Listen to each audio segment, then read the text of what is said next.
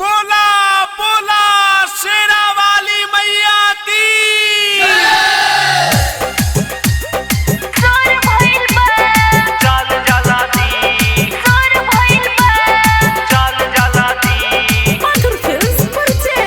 चल जला दी धानी चल जला दी धानी चल जला दी चल जला दी धानी चल जला दी धानी चल जला दी और दर्शन कैले भइले बड़ी दीनावा माई के भावनावा चल जला दी और दर्शन कैले भइले बड़ी दीनावा माई के भावनावा चल जला दी।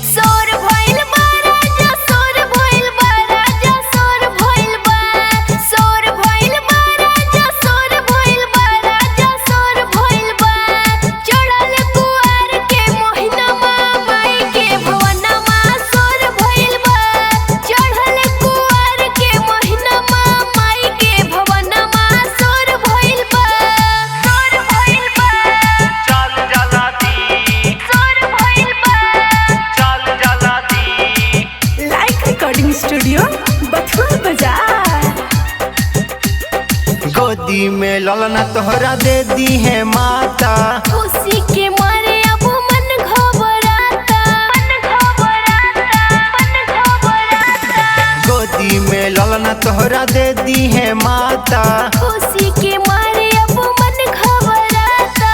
चल जला दी धानी चल जला दी धानी चल जला दी चल जला दी धानी चल जला दी धानी चल जला दी और दर्शन कैले भइले बड़ी दीनावा माई के भावनावा चल जला दी और दर्शन कैले भइले बड़ी दीनावा माई के भावनावा चल जला दी।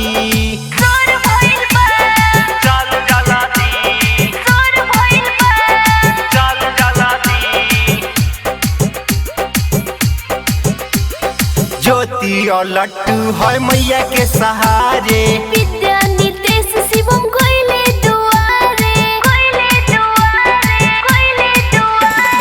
सोनू जी माई के बार बार पुकारे, महेंद्र मनमानी शिवम कोइले दुआरे।